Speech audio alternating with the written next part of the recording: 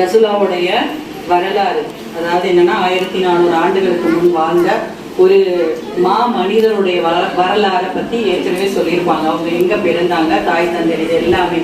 அது நேரமின்மை காரணமாக குறைக்கப்பட்டது. அதனால உங்ககிட்ட நானும் நிறைய டைம் எடுத்துக்கல, சின்னதா சில விஷயங்களை மட்டும் சொல்றேன்.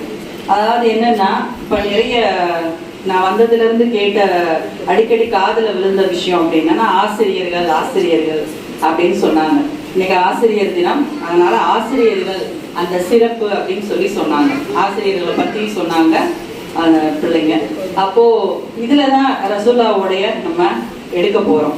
ஏன்னா நான் ஒரு ஆசிரியையாக இருந்ததுனால எனக்கு அவரை ரொம்ப கவர்ந்து இழுக்கப்பட்ட விஷயங்கள்ல அவர் ஏற்கனவே தெரியும். அவர் மிக கிருபையாளர், அப்புறம் மன்னிக்க கூடியவர், தீர்க்கதரிசி, நிறைய சம தத்துவங்கள் எல்லாம் பத்தி பேசினவங்க, கிரேட் லீடர், வாடிபோசன், இது எல்லாமே தெரியும் உங்களுக்கு. ஆனா அவர் ஒரு ஆசிரியர் நீங்க சொன்னாங்க, மேற்கோள் காட்டினாங்க. ஆனா அவர் ஒரு குட் டீச்சர் தான். குட் டீச்சர் அப்படிங்கிறது என்ன அப்படின்னா, ஹி டீச்சர்ஸ், அதாவது நம்மளுக்கு ஒரு ஆசிரியர் என்று தமிழ்ல நம்ம சொன்னோம்னா குற்றங்களை களைபவர்னு பேர். ஒரு ஆசிரியருக்கு அர்த்தம் தமிழ்ல குற்றங்களை களைபவர். குற்றங்களை களையும் பொழுது நாம் அடைய வேண்டிய இலக்குகளை ஈஸியா, அதாவது இறைவன் இடத்துல ஈஸியா போய் சேர்ந்துடலாம் நம்ம. அதுதான் குற்றங்களை. அப்ப அவரை ஒரு குட் லீடர் ஆயிருந்திருக்காரு அப்படிங்கிறதுக்கு அவர் நிறைய பொன்மொழிகள் சொல்லியிருக்காரு. அது ஒரு சில பொன்மொழிகள் மட்டும் நான் உங்களுக்கு சொல்றேன். அது சில உதாரணங்களோடு சொல்லும் பொழுது உங்களுக்கு ஈஸியா புரியும். அதாவது ரசூலா சொன்னது என்னன்னா, ஒரு பள்ளிக்கூடத்துல ஒரு ஆசிரியர்கள் நாங்க ஃபாலோ பண்ற விஷயங்கள் என்ன அப்படிங்கும் போது, ஒரு மாணவன் முத உள்ள நுழையும் பொழுது அவன் சீருடை அணிந்து உள்ளே வர்றான். அந்த சீருடை என்பது என்ன அப்படின்னா, அவனுக்கு அந்த சீருடை பட்டாடையோ இதுவோ கிடையாது. அவன் மிக எளிமையான ஆடையை அணிஞ்சு உள்ள வர்றான். உள்ள வரும் பொழுது செல்ஃப் கிளென்லினஸ் சொல்லுவோம். அதாவது நம்மளை நாமே தூய்மைப்படுத்திக் கொள்ளுதல். ரசூலாவுடைய பொன்மொழிகள் அது. இப்ப நான் 1 by 1 உங்களுக்கு சொல்றேன், ஒரு 10 மட்டும் சொல்றேன். ஃபர்ஸ்ட் செல்ஃப் கிளீன்லினஸ், அதாவது நம்மளை நாமே சுத்தப்படுத்திக் கொள்ளுதல். அதாவது அவன் தூய்மையான ஆடையை சுத்தப்படுத்தி, கிழிந்த ஆடையா இருந்தா அதை தச்சு அவன் அந்த ஆடையை எடுத்து உடுத்தி உள்ள வரான். நாங்க ஃபர்ஸ்ட் இன்ஸ்ட்ரக்ஷன் பிள்ளைங்களுக்கு அதான் கொடுத்தோம். அடுத்து அந்த குழந்தை 2வது உள்ள கிளாஸுக்குள்ள போகுது. அது உட்காருது, ஒரு பெஞ்சில உட்காருது. அந்த குழந்தை உட்காரும் பொழுது அது இனத்தாலோ சாதியாலேயோ மதத்தாலேயோ கலராலேயோ, அதாவது கலர்னா கருப்பர்கள் வெள்ளையர்கள், அந்த மாதிரி ஏழை பணக்காரர்கள், இப்படி ஜாதியால் இப்படி எதாலையும் வேறுபடுறது கிடையாது அந்த குழந்தை. அதை நம்ம சமமாக உட்கார வைக்கிறோம். 2வது ரசூலா சொன்னது சம தத்துவம். அடுத்து மூன்றாவது என்ன சொன்னாங்க அப்படின்னா, இப்ப நாங்க பாடம் நடத்துறோம். குழந்தைய போர்ட்ல எழுதி போடும் பொழுது ஒரு பென்சில் எடுத்து சொல்லி எழுத சொல்லுவோம். அந்த ஒரு குழந்தை மறந்துருக்கலாம், அதை மிஸ் பண்ணி இருக்கலாம். அப்ப பக்கத்துல இருக்க குழந்தைகிட்ட நாங்க என்ன சொல்லுவோம்னா, அந்த குழந்தைகிட்ட ஒரு பென்சில் வாங்கி எழுதுப்பான்னு சொல்லுவோம். அந்த குழந்தை 2 பென்சில் வச்சிருந்துச்சுன்னா ஒரு பென்சில் கொடுக்கும். இல்ல அப்படின்னா அந்த ஒரு பென்சில் தான் மிஸ் எங்கிட்ட இருக்கு அப்படின்னு சொல்லும் பொழுது அந்த ஒரு பென்சிலை 2ஆ கட் பண்ணி அந்த குழந்தைக்கு கொடுப்போம். அப்ப ஷேரிங் என்பது ரசூலாவினுடைய பொன்மொழியில ஒண்ணு. அதாவது 4வது. இப்படி அடுத்து அந்த குழந்தைக்கு கொடுக்கப்படுற விஷயங்கள் என்ன அப்படின்னா, ரெஸ்பெக்ட் என்பது என்ன அப்படின்னா, மரியாதை என்பது பெரியவர்களுக்கும் சரி சிறியவர்களாக இருந்தாலும் சரி நாம் எப்படி மரியாதை செலுத்துவது என்பது பள்ளிக்கூடத்தில் சொல்லிக் கொடுக்கப்படுது. அடுத்து அந்த குழந்தை பொய் சொல்வதோ திருடுவதோ பொறாமை கொள்ளுவதோ, இப்படி இதெல்லாம் ரசூலாவினுடைய பொன்மொழிகள் ஒன்னொன்னா. அதாவது ஒரு திருடும் போது, அதாவது பேராசையினால நம்ம திருடும் பொழுது தவறுதலாக அந்த குழந்தையை வழி நடத்தி திருடக்கூடாதுன்னு சொல்லி அதட்டுவதாக இருக்கட்டும். அடுத்து பொய் பேசக்கூடாது என்று அதட்டுவதாக இருக்கட்டும். பொறாமை கொள்ளும் போது, இன்னொரு குழந்தையை பார்த்து பொறாமை கொள்ளும் பொழுது பொறாமை கொள்ளக்கூடாது என்பதாக இருக்கட்டும். அதே குழந்தை புறம் கூறுவது, அதாவது நம்ம மட்டும் லேடிஸ் மட்டும் எல்லாரெல்லாம் புறம் பேசுறது இல்லை, குழந்தைங்களுமே பேசுங்க. ஒரு பிள்ளையை பத்தி இன்னொரு பிள்ளையை தப்பாக அவதூறாக பேசுதல், அப்பொழுது புறம் கூறுதல் என்பதை பற்றியும் அந்த குழந்தைக்கு அன்று குற்றத்தை களையிறதுக்கு ஆசிரியர்கள் முன்வைக்கிறார். அதே மாதிரி இப்போ பெரும்பாலும் பேசப்படுற ஒரு விஷயம் என்ன அப்படின்னா, மது, போதை, ட்ரக்ஸ் அடிக்ஷன். எங்களுக்கு டெய்லி வர்றது அதுதான். ஸ்கூல்ல குழந்தைகளுக்கு ட்ரக்ஸ் அடிக்ஷன் காப்பாத்துங்க. 1400 வருடங்களுக்கு முன்பாகவே ட்ரக்ஸ் பத்தி சொல்லப்படுது. ரசூலா அதை வந்து மறுத்திருக்காங்க. கிடையவே கிடையாது, பண்ணவே கூடாது, எக்ஸ்கியூஸே கிடையாது. மதுவுக்கு எக்ஸ்கியூஸே கிடையாது. ஏன்னா மது என்பது அடுத்த அடுத்த விஷயங்களை கொண்டு செல்லும், கொலை வரைக்கும், கற்பழிப்பு வரைக்கும். அப்ப அதை கம்ப்ளீட்டா தடை பண்ணியிருந்தாங்க. இது மாதிரி இப்போ ஒரு 10 எக்ஸாம்பிள் தான் சொல்லியிருக்கேன் நானு. இது மாதிரி 60-70 பொன்மொழிகள் அவங்கள்ட்ட இருக்கு. அதுக்கு நேரம் கிடையாது உங்களுக்கு. இப்போ என்ன சொல்ல வரோம் அப்படின்னா, இது அனைத்தும் ரசூலாவினுடைய பெருமானாருடைய பொன்மொழிகள். இந்த பொன்மொழிகளை பிள்ளைகள் வந்து ஆசிரியர்கள் கற்றுக் கொடுக்கிறார். அவரே அவர் ஆசிரியர். அந்த ஆசிரியருடைய பாதையை வழி நடத்தி நாங்கள் ஆசிரியர்கள் அவர்கள் பிள்ளைகளுக்கு கற்றுக் கொடுக்கிறோம். ஆனால் இந்த கற்றுக் கொடுப்பது, இந்த ரசூலாவினுடைய பொன்மொழிகளை கற்றுக் கொடுப்பது என்பது முஸ்லிம் மார்க்கத்துக்கு மட்டுமல்ல. இப்ப நம்ம முஸ்லிம்ஸ் இருக்காங்க, முஸ்லிம் ஸ்கூல்ல தான் இதை சொல்லிக் கொடுக்கணும் அப்படின்றது கிடையாது. இது முஸ்லிம் ஸ்கூல்களுக்கு மட்டும் சொந்தமானது அல்ல. அவர் முஸ்லிம்களுக்கு மட்டும் சொந்தமானவர் அல்ல. அவர் சொல்ற கருத்துக்கள் எல்லாமே, இப்ப நான் சொன்ன கருத்துக்கள் எல்லாமே ஒரு இந்து ஸ்கூல்லையும் சொல்லி தருவாங்க, ஒரு கிறிஸ்டியன் ஸ்கூல்லையும் சொல்லி தருவாங்க. கிறிஸ்டியன் ஸ்கூல்ல யாருமே வந்து நீ போய் பேசு, இல்ல வந்து திருடிட்டு வா, இல்ல மது பழக்கம் வச்சுக்கோ, இந்த மாதிரி குரங்கூறு அப்படின்னு சொல்ல மாட்டாங்க.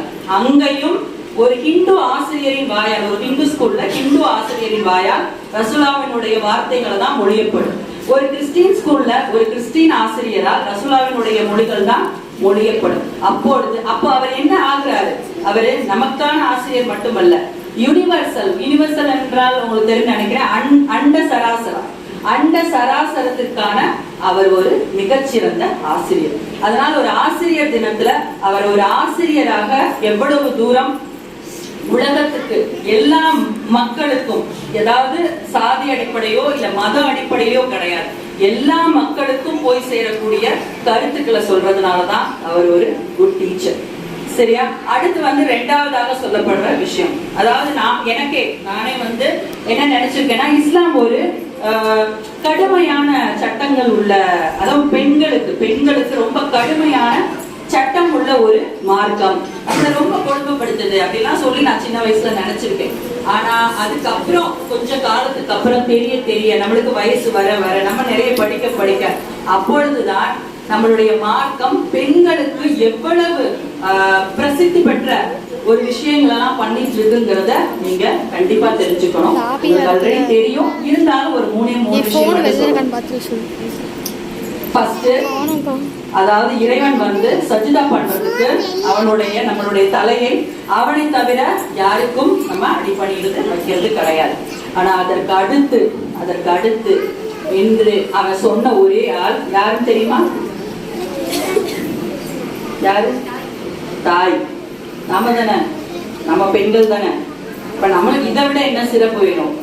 இறைவன் எனக்கு அடுத்து ஒருத்தரை வந்து தாயின் காலடியில சொர்க்கம் இருக்குன்னு சொல்லி நம்மள வந்து ஃபர்ஸ்ட், அந்த அடுத்த யாரையுமே சொல்லல, அவங்க பெண்களுக்கு தான் முக்கியத்துவம் கொடுத்தாங்க. நம்ம எல்லாருமே தாய்மார்கள் தான். இப்ப நம்ம எல்லாருமே தாய் தான், நம்ம எல்லாரையும் தான் ரசூலா சொல்லியிருக்காங்க. இன்னும் சின்ன குழந்தைங்க தாயாக போறவங்க தான்.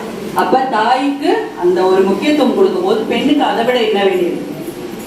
அடுத்து 2வது, நம்ம மார்க்கத்துல இன்னொன்னு என்னன்னா, மிக அடுத்த விஷயம் என்ன அப்படின்னா, பெண் குழந்தைகள் பிறப்பது நம்மளுக்கு பிளஸிங் அப்படின்னு சொல்லப்படுது. ஆனா இதே அதர் சமூகத்துல, இன்னொரு சமூகத்துல பெண்களை கள்ளிப்பால் ஊத்தி கொலை பண்ணுவாங்க. நான் சொல்றேன், நானும் தான் ஏஜ். பட் நீங்களோட யங் ஏஜ்ல நம்ம என்ன நினைப்போம்னா, மத்த பிள்ளைங்களை மாதிரி ட்ரெஸ் பண்ணணும் அப்படின்னு நம்ம நினைப்போம். அவங்கள எப்படி மாடர்ன் ட்ரெஸ் கொடுத்துறாங்க, அவங்க இப்படி இருக்காங்க அப்படி இருக்காங்க அப்படின்னு சொல்லிட்டு நம்மளுக்கே ஒரு நப்பாச வரதான் செய்யும். ஆனா அதுக்கப்புறம் வந்து நம்ம ட்ரெஸ் பத்தி பேசணும் அப்படின்னா, அதுல இன்னொரு சமூகம், அதாவது ஒரு 500-600 வருஷங்களுக்கு முன்னால உள்ள சமூகம் ஆடை, அதாவது வெறும் கோவணம் மட்டும்தான் போட்டிருப்பாங்க. அவங்க அடிமைகள், அவங்க எல்லாம் பெரிய ஆளுகளுக்கு அடிமைகள், கூலி வேலை பார்க்கறவங்க ஒரு கோவணம் போட்டிருப்பாங்க. பெண்களுக்கு வந்து மேலாடையே இருக்காது, அவங்களுக்கு மேலாடை கிடையாது. ஏன்னா மேலாடை போடுறது வந்து அவங்களுக்கு மறுக்கப்பட்டது. ஏன்னா நீ அடிமை, நீ வந்து மேலாடை போடக்கூடாது, மேல உள்ள ட்ரெஸ் போடக்கூடாது. அந்த ட்ரெஸ் போடுறதுக்காக, மேல ஒரு துண்டு போடுறதுக்காக, ஒருத்தவங்க துண்டு போடக்கூடாது, அவங்க எல்லாம் வந்து ஸ்லேவ்ஸ் மாதிரி. அந்த துண்டு போடுறதுக்காக அவங்க என்ன பண்ணாங்க, நிறைய மக்கள் ரத்தம் சிந்தி அந்த மேலாடையை பெண்கள் வாங்குவதற்கு, அதாவது பிளவுஸ் போடுவதற்கு, மேலாடையை வாங்குவதற்கு நிறைய போராட்டம்னா 1-2 போராட்டல, நீங்க நினைக்கிற மாதிரி எல்லாம் இல்ல. கண்ணீர் கதைகள், சவுக்கடிகள், ரத்தம் வலிஞ்சு சிந்தி அப்படி வாங்கினதுதான் மேலாடை. அப்போ நம்மளுக்கு அந்த ஆடை கொடுக்கப்பட்டது. அப்ப நம்ம ஆடையினுடைய மதிப்பு நம்மளுக்கு தெரியல. அது அவ்வளவு கஷ்டப்பட்டு வாங்கியிருந்தாதான் நம்மளுக்கு அந்த ஆடையினுடைய அடிமை அந்த இது தெரிஞ்சிருக்கும். ஆனா நம்மளுக்கு அது தெரியல, ஈஸியா கிடைச்சதுனால. அப்போ இறைவன் வந்து நம்ம நம்ம நம்ம பீப்புள்ஸ், அதாவது எல்லாரும் எல்லாம் சொல்லுவாங்க பெண்கள் எல்லாருமே வந்து பெரிய போல்டு, நம்ம எல்லாம் வந்து ஏன்னா அப்படி கிடையாது. சயின்ஸ் இஸ் நம்மளோட மசில்ஸ் எல்லாருமே கம்பேர் டு ஜென்ஸ் வந்து நம்மளுடைய muscles compare to other animals எல்லாத்துக்குமே நம்ம மசில்ஸ் போன்ஸ் எல்லாமே சாஃப்ட் தான். நம்ம வந்து மனதளவுல தான் வலிமையானவங்க, உடல் அளவுல வந்து வலிமை கிடையாது. அதுதான் உண்மை, அதுதான் சயின்ஸ். உடனே சொல்லுவாங்க அத வாட்ஸ்அப்ல எல்லாம் பாத்தீங்கன்னா, நாங்கள் வந்து குழந்தையை ஈன்றெடுத்த வலி தெரியுமா, அந்த வலி நான் வரை பெரிய வலி இருக்கிறதா அப்படிலாம் கேட்பாங்க. அதெல்லாம் கிடையவே கிடையாது. ஆக்சிடாக்சின்ற ஒரு ஹார்மோன் நம்ம உடம்புல சுரக்கும் குழந்தை பிறக்கும் போது. அதாவது நீங்க பிரசவமா இருந்து அந்த குழந்தை அந்த ஆசன அந்த இந்த வாய் வெஜைனா வழியாக வெளியே வரும் பொழுது நம்மளுக்கு என்ன பண்ணும்னா ஆக்சிடாக்சின்ற ஒரு ஹார்மோன் சுரக்கும். அந்த ஹார்மோன் தான் என்ன பண்ணும்னா நம்மளுடைய விலா எலும்புகளை வந்து விரிச்சு கொடுக்கும். அதுதான் ஓபன் பண்ணி கொடுக்கும். அந்த ஹார்மோன் இல்லைன்னு வச்சுக்கோங்களேன், ஓபன் ஆகாது, இந்த வலி வராது, இந்த விலா எலும்பு ஓபன் ஆகாது, உடனே சிசேரியன். அதுதான் பண்ணுவாங்க. அப்போ விலா எலும்பை அந்த இது உடைச்சு கொடுக்கக்கூடிய அந்த ஹார்மோன் வந்து எல்லா நேரத்துல எல்லாம் சுரக்காது. நம்ம வீர பெண்மணியா காமிச்சுக்கிறது, அப்போ இடத்துல சண்டைக்கு போறோம், அந்த நேரத்துல ஆக்சிடாக்சின் சுரக்காது. அது அந்த நேரத்துல எப்போ குழந்தை வெளியே வந்துச்சோ அதோட முடிஞ்சிடும் ஆக்சிடாக்சின். அப்ப அதுதான் நம்மளுடைய லைஃப்.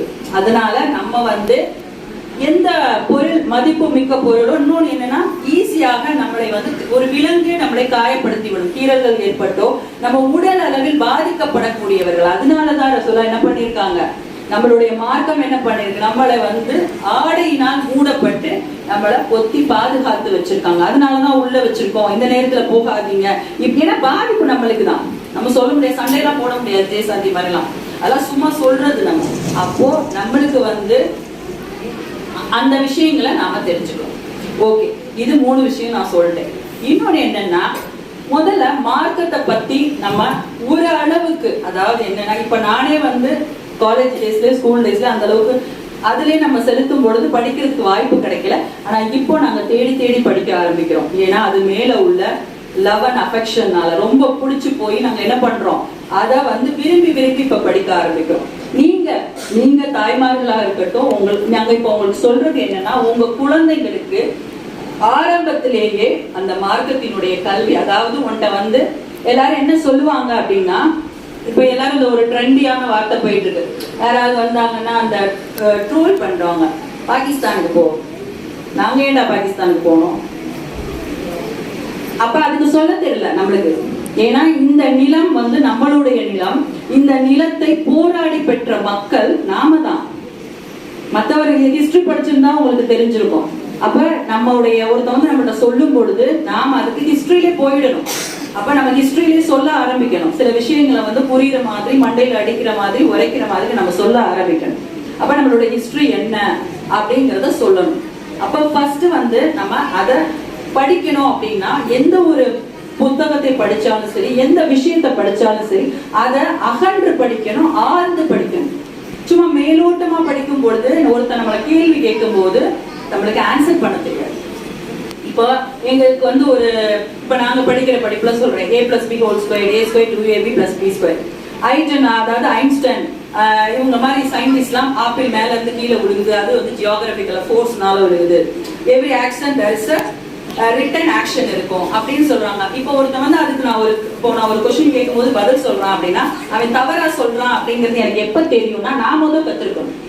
முதல்ல அந்த லாவை வந்து அந்த விஷயத்த வந்து நான் கத்துருந்தா தான், நீ தப்பா சொல்றடா, இது கிடையாது அப்படின்னு நான் சொல்ல முடியும். அப்ப நீங்க என்ன பண்ணணும் அப்படின்னா, நம்ம வந்து அதை கத்துக்கணும். கத்துக்கும் போது உங்க குழந்தைகளுக்கு வந்து ஆரம்பத்துல இருந்தே நம்ம இருக்கக்கூடிய விஷயங்களை கத்துக் கொடுக்க ஆரம்பிக்கணும். அப்ப கல்வி என்பது மிக முக்கியமான ஒன்று. நம்ம தெருவுல எல்லாம் இறங்கி போராடணும்னு அவசியமே கிடையாது. கல்விங்கிற ஒரு ஆயுதம், அது பேராயுதம். பேனா முனை என்பது பேராயுதம். அதை வச்சு நம்ம என்ன பண்ணலாம், இவ்வளவு நிறைய வந்துருச்சு. TNPSC, UPSC, கேட்டு, கிளாட்டு, குரூப் 1, 2, 3, பேங்கிங், நிறைய எக்ஸாம்ஸ், ரயில்வேஸ், எல்லாத்துலயுமே எக்ஸாம்ஸ் பண்ணி நீ போய் ஒரு போஸ்டிங்ல உட்காந்துட்டு அந்த இடத்துல இருந்து நம்ம சமூகத்தை சீர்திருத்தத்துக்கு நம்ம பாடுபடணும். நம்ம சும்மா வந்து யாரு பேசினாலும் அந்த இதுன்னு சொல்லுவாங்க, மேடை ஏறாதுன்னு சொல்லுவாங்க. யார் சொல்லணுமோ அவங்க சொன்னாதான் மேடை ஏறும். அப்ப அந்த மாதிரி நீங்கள் கையெழுத்து போடுகின்ற பேனா, அதாவது சில முதல் நம்ம இதுல இப்ப நாங்களே இருக்கோம் அப்படின்னா முதல்ல வந்து ஒரு ப்ளூ இங்க்ல போட்டிருப்போம், அடுத்து ரெட் இங்க்ல போட்டிருப்போம், இப்போ நான் கிரீன் இங்க்ல போடுறேன். அப்போ படிப்படியான வளர்ச்சிகள். அப்போ அது ஒரு இடத்துல போய் உட்காரும் பொழுது நாம அந்த இடத்துல இருந்துகிட்டு தான் நம்மளுடைய விஷயங்களை நம்ம பிள்ளைங்களுக்கு செய்ய முடியும். அதனால எல்லாருமே கல்விங்கிற ஒரு ஆயுதத்தை எடுத்துக்கிட்டு நீங்க என்ன அடைய முடியுமோ அடையலாம் அப்படிங்கிற. அது ஒண்ணுதான் உங்களுக்கு சைலண்டா இருக்கு ஜெயிக்கக்கூடியது. எந்த விதமான போராட்டங்களோ, எந்த விதமான பக்க விளைவுகளோ, எந்த விதமான உங்ககிட்ட இருந்து பறிச்சுக்க கூடியவோ எதுவுமே கிடையாம உங்களை சேஃப்டி பண்ணி பண்ற ஒரே ஆயுதம் கல்வி மட்டும்தான். அதுவும் பெண்களுக்கு கல்வி மிக மிக அவசியம். நான்லாம் போராடி படிச்சு வந்தாலும் நான் ஈஸியா வந்து இப்ப இருக்க ஜெனரேஷன் மாதிரி போயிட்டு வா அப்படின்னு சொல்லி அனுப்பி வச்சதெல்லாம் கிடையவே கிடையாது. எனக்கெல்லாம் வந்து +2 முடிச்சவன், அதாவது ஏஜ் அட்டன் பண்ணி முடிச்சவனே மாப்பிள்ள வந்துட்டாங்க 7ஆம் நாள் குளிக்க வைக்கிறதுக்கு முன்னாடியே. அப்படி வாழ்ந்தவங்க நாங்கெல்லாம் போராடி வந்தவங்க. ஆனா இப்ப அப்படி கிடையாது. இப்ப பெண்களை வந்து நீங்க என்ன பண்றீங்க, இப்ப நிறைய பேர் படிக்க வைக்கிறாங்க. இப்ப படிக்க வச்சு அதன் மூலமாக நம்ம அவங்கள கொண்டு போய் சேர்க்க வேண்டிய இடத்துல சேர்க்கணும். இன்னொன்னு என்ன அப்படின்னா, படிச்சு முடிச்சுட்டு அந்த இடத்துல போய் உட்காந்து 1.5 லட்சம் ரூபாய் சம்பளம் வாங்கிட்டு நம்ம ஒரு பங்களா வாங்க வேண்டியது, அதுல ஒரு கார் வாங்க வேண்டியது, அப்புறம் 4-5 இடத்துல சொத்து வாங்கி போட வேண்டியது, அப்படி கிடையாது. அந்த படிப்பை சொல்லல, அந்த மார்க்கத்தினுடைய வழிகளை சொல்லல. போகும் பொழுது நம்மையும் பார்த்துக்கணும், நம்மளோட ரிலேஷன்ஸ் ஒரு சர்க்கிள் அதுவும் பார்த்துக்கணும், அதுக்கு அடுத்து இருக்க சர்க்கிள்ஸ், நம்மளை நம்பி இருக்கிற சர்க்கிள்ஸ், இவங்க எல்லாரையும் பார்த்துக்கிட்டு நம்ம ஒரு லைஃப் வாழும் பொழுது ரசூலுல்லாஹ் சொன்ன மாதிரி அவங்க வந்து சொல்ற வார்த்தைகள் என்ன, டீச்சர்ஸ் வந்து அந்த பொண்ணு சொன்னாங்க, டீச்சர்ஸ் வந்து அந்த இடத்துல நிற்பாங்க, படி ஏற்றி விடுவாங்க. அது மாதிரி தான் பெரும்பாலான உங்களை எல்லா இடத்தையும் அவங்க சேர்ந்து நாங்க சேர்ந்து டீச்சர் சேர்த்து இவ்வுலகத்துக்கு மட்டும்தான். நாங்க என்ன பண்றோம், ஒரு இடத்துல வேலை பார்க்கணும், அவன் நல்லா சம்பாதிக்கிறதுக்கு மட்டும்தான் நாங்க பண்ணிட்டு இருக்கோம். ஆனா அவங்க பண்ணது அது கிடையாது. இவ்வுலகத்துக்கும் அவ்வுலகத்துக்கும் 2க்கும் சேர்த்து பண்றாங்க. அதனால